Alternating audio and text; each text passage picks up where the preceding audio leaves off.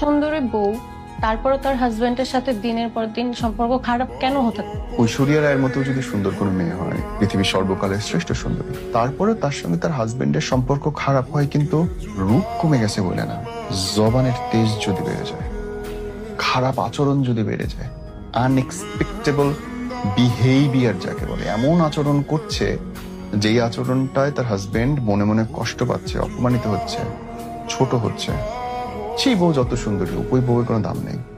ওই বউয়ের হাজবেন্ডের মনে কোনোদিন জায়গা করে নিতে পারবে না, দিন দিন সে দূরেই থাকতে থাকবে।